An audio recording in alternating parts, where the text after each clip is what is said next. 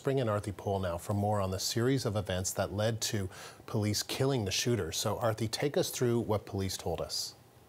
You know, we were really hearing from RCMP earlier today that there were several clusters of locations where this series of events were taking place. And of course, we heard some details there from Brett in Portapique. So then let's move past there and into the morning hours of the details that were provided to us today. So we'll bring up some of those details for our viewers as we've tried to summarize them to the best of our ability. For example, it was then they said that at daybreak, at about 6:30 in the morning Atlantic time, the initial victim, who we heard had gone to hide in the woods, emerged and went to police and had key details about the gunman. And that included the fact that he had some replica police vehicles, that he would be in a RCMP uniform, etc., and started to provide those sorts of details. And that's when there was a bulletin that was issued to other agencies within the province, essentially, to be on the lookout for this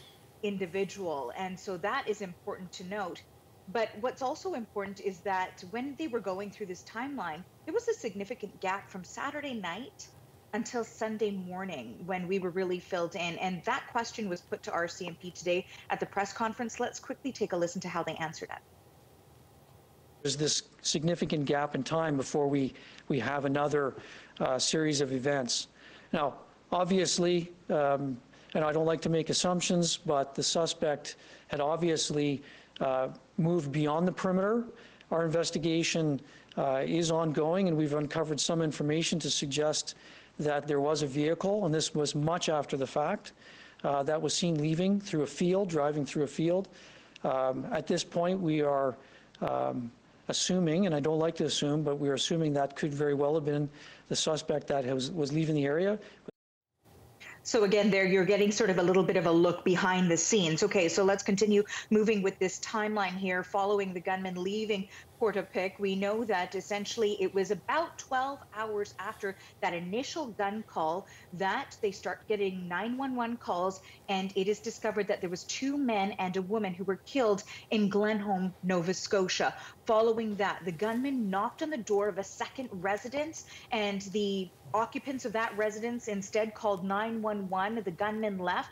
Then the shooter drove to the Wentworth area, shot a woman who was walking on the side of the road, and then also, because of the fact that the shooter was in a replica cruiser, police cruiser, and was wearing a uniform, he pulled over 2 separate drivers and killed both of them. So that was part of also this timeline and the details, disturbing details that were provided by RCMP. Then we know that there were 2 RCMP officers who had planned to meet up in order to try to contain or see what they could do, how they could help with this situation. And so let's talk about the meeting between Constable Chad Morrison and the now late Constable Heidi Stevenson. We know that essentially they had decided to meet up, and Constable Morrison believed that Heidi Stevenson was pulling up to meet him, but it wasn't Constable Stevenson, it was the gunman. And the gunman engaged with Constable Morrison, and he was shot. He alerted members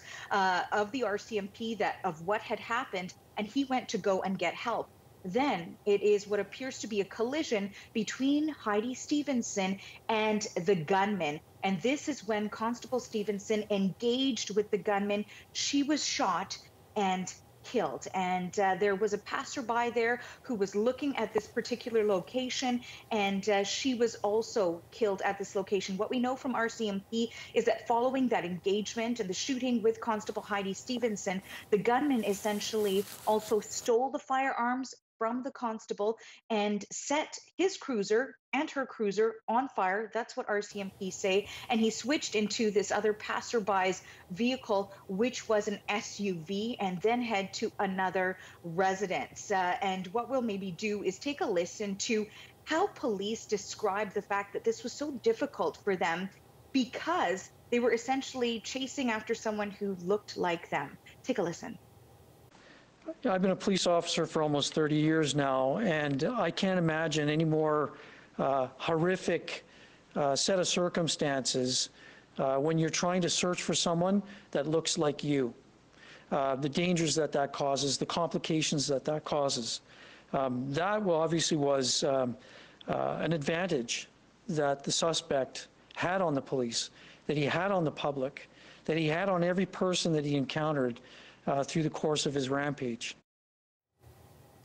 And then finally, as the entire situation started to come to a close, we know that the gunman went to another residence, and he knew the occupant of this residence, went inside, killed that occupant, took her red Mazda 3, and was no longer in his Mountie uniform, and went then, and we've got some of the details here to share with our viewers, finally went to a gas station, and that was the Irving Big Stop in Enfield. And that is when, in fact, an officer had stopped to refuel, engaged with the gunman, and that is when Gabriel Wortman was killed. And so all in, this was a little over 12 hours, 13 hours from that first initial call that had come in. And so that is a clear picture we have now of what exactly took place over the weekend, last weekend in Nova Scotia, Andrew. All right, Arthi, thank you. That is the CBC's Arthi Pohl in Toronto.